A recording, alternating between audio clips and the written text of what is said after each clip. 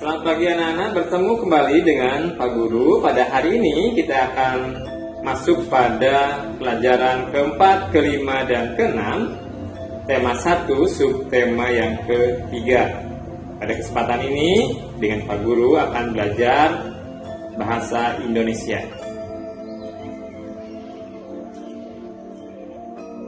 Pada pertemuan sebelumnya, anak-anak sudah belajar tentang kalimat ajakan dan kalimat perintah dengan Pak Dodi. Sekarang, anak-anak belajar kalimat perintah dengan Pak Wawan. Tetapi, kalimat yang sering diucapkan pada kegiatan di sekolah.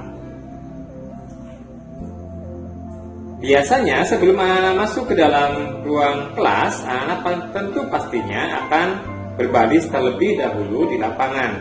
Dan biasanya, ketua kelas masing-masing kelas akan memberikan perintah supaya barisan yang kita lakukan itu rapi sebelum kita masuk ke dalam kelas.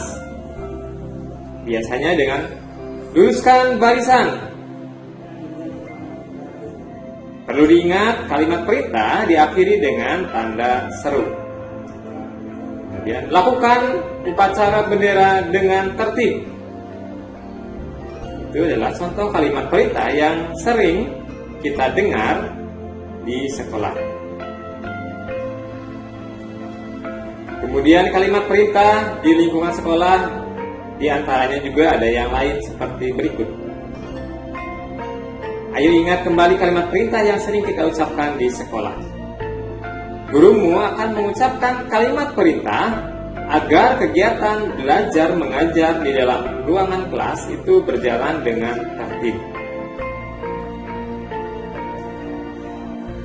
Kemudian mungkin pada saat pelajaran olahraga juga, guru mata pelajaran olahraga juga sering memberikan kalimat perintah. Contohnya, ikutlah gerakan Bapak ya,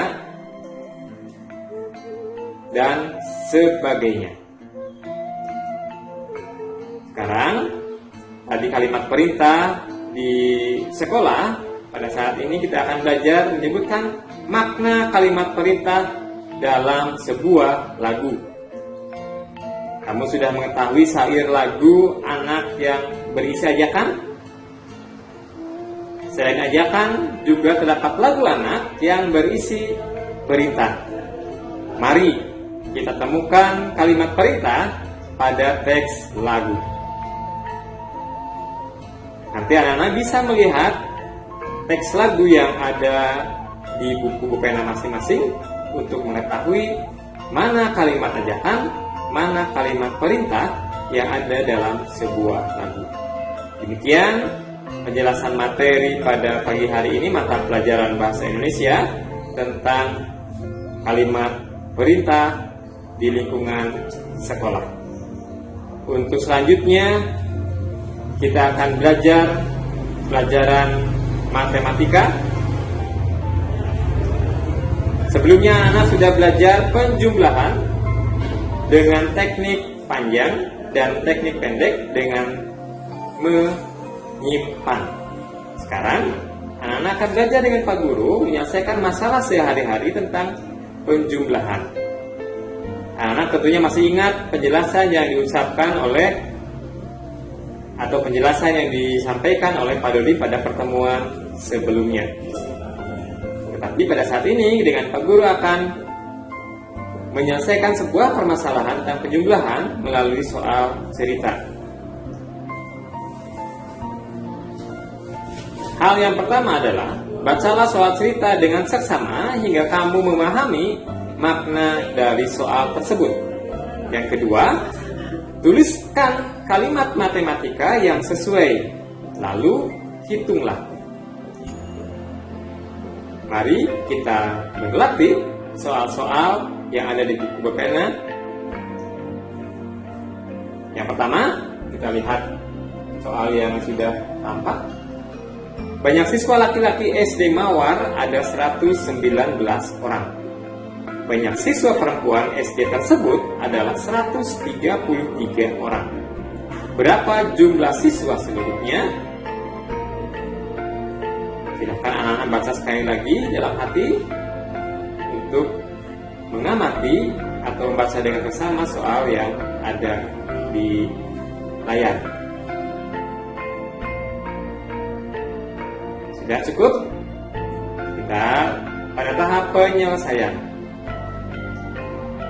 Langkah-langkah untuk menyelesaikan sebuah masalah keseharian tadi tentang penjumlahan, sekarang tentang pengurangan. Kita perhatikan contoh soal pengurangan berikut ini.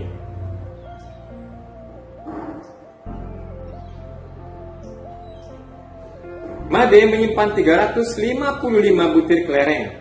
Kelereng tersebut dipinjam Jonas sebanyak 105 butir. Berapa sisa kelereng milik Made?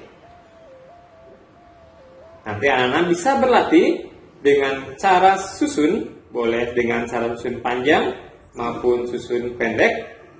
Sama saja, yang penting nanti hasilnya betul. Ingat, harus rajin berlatih dan perhatikan tahapan-tahapan dalam menyelesaikan sebuah soal matematika. Tentunya dengan bantuan dari orang tua masing-masing atau kakak, dan juga bisa minta bantuan kepada Pak Guru jika anak-anak mengalami kesulitan. Anak-anak bisa japri atau lewat WA Group. Terima kasih, rajin berlatih, hasilnya akan baik. Kita akhiri pertemuan dengan Pak Guru dan kita akan lanjut dengan Pak Dodi. Silakan Pak Dodi.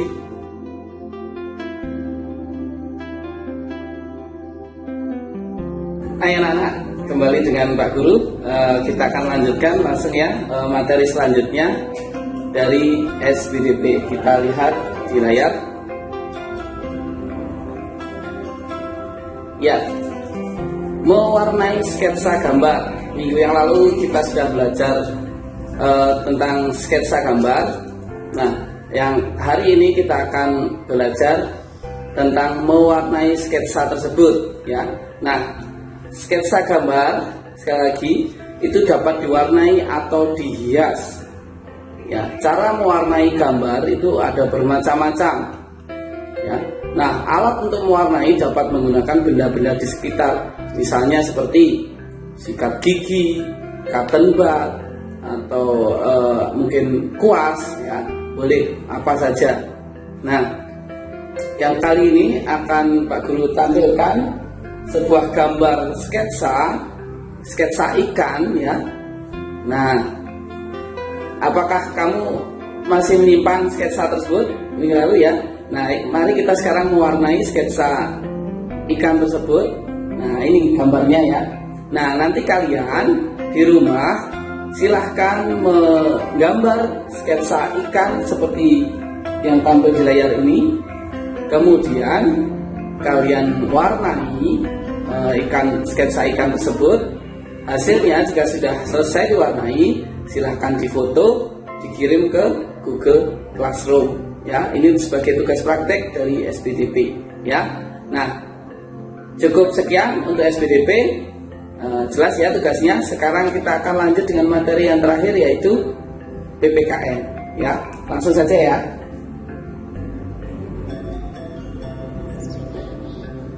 Untuk materi PPKN, kita akan berbicara tentang menyebutkan pengamalan sila yang ketiga di sekolah, ya, sila ketiga Pancasila di sekolah. Nah, coba kalian lihat gambar ini. Bermain dengan teman dari berbagai suku bangsa, ya. Ada yang dari Jawa, ada yang dari Bali, ada yang dari Papua, ada yang dari Timur, ya, NTT misalnya, atau Timur mungkin boleh ya, Timur tapi sudah tidak masuk Indonesia, dari Sumatera, dari Kalimantan, ya. Nah, bunyi dari sila ketiga Pancasila tersebut adalah ya, Persatuan Indonesia. Ingat kan ya. Nah, kita harus memiliki sikap bersatu tanpa saling membedakan satu sama lain, baik suku, agama, budaya, ya. Kita semua satu, kita Indonesia. Tidak boleh saling membedakan atau menjatuhkan, malah ya. Itu hal yang tidak baik. Baik, kita lanjutkan sekali lagi. Lihat gambar yang muncul ini. Ya, kira-kira gambar apa itu, nak? Ya, itu gambar anak berkemah. Berarti kegiatan pramuka ya. Nah, menyebutkan pengamalan sila keempat Pancasila di sekolah. Nah, kita akan berbicara mulai sila yang keempat ya. Nah, contoh pengamalan sila keempat di sekolah apa ya? Seperti di gambar ini, bermusyawarah saat diskusi. Nah, ini ada kegiatan pramuka, mereka berdiskusi. Mungkin mau menyelesaikan tugas, bagaimana caranya, bagi tugas, kamu yang menyelesaikan ini, kamu yang menyelesaikan itu. Nah, itu contoh bermusyawarah. Kemudian menghormati pendapat orang lain ya, apapun yang sudah diputuskan secara musyawarah bersama kita harus hormati, meskipun keputusan tersebut tidak sama dengan yang kita inginkan. Kita harus hormati karena itu sudah kesepakatan bersama. Dan kita juga harus menghormati pendapat orang lain, bukan hanya pendapat kita saja yang harus didengarkan ya, tapi harus orang lain juga boleh berpendapat karena itu hak mereka masing-masing ya. Nah, sila keempat bunyinya apa ya? Lupa sampean ya. Kerakyatan yang dipimpin oleh hikmat kebijaksanaan dalam permusyawaratan perwakilan. Anak-anak harus hafal 5 sila ya, tidak boleh sampai lupa karena itu miliknya Indonesia, Pancasila ya. Nah, jadi anak Indonesia harus bisa. Oke, kita lanjutkan lagi. Nah, gambar apa ini ya? Oh, ada anak membuang sampah ya. Nah, kita menyebutkan pengamalan sila yang terakhir, sila yang kelima ya di sekolah. Sila kelima bunyinya apa ya? Oh ya, keadilan sosial bagi seluruh rakyat Indonesia. Pinter anak-anak ya. Nah, contoh penerapan sila kelima di sekolah yaitu melaksanakan hak dan kewajiban di sekolah dengan baik. Nah, Pak Guru mau tanya, haknya anak-anak di sekolah apa? Mendapatkan pelajaran. Lalu kewajiban anak-anak belajar, hanya itu ya. Jadi anak-anak hanya berhak dan wajib menerima dan melakukan pelajaran. Itu saja untuk anak-anak, nggak usah mikir yang lain. Anak itu hanya belajar dan belajar ya, tidak boleh yang lain. Itu kewajiban anak di Indonesia terutama ya. Nah, cukup sekian materi PPKN dan materi-materi yang lain dari Pak Dodi dan Pak Wawan. Untuk selanjutnya silahkan kalian mengerjakan soal yang sudah kami buat di Google Form ya. Nanti silahkan kalian buat, kalian jawab, dan nilai otomatis muncul. Jika ada tugas praktek, silahkan kalian kirim di Google Classroom lewat tugas kelas, bukan lewat forum ya. Jika forum kami tidak bisa menilai, tapi langsung di tugas kelas ya. Baik, cukup sekian. Terima kasih. Salam sehat selalu, tetap semangat. Dah.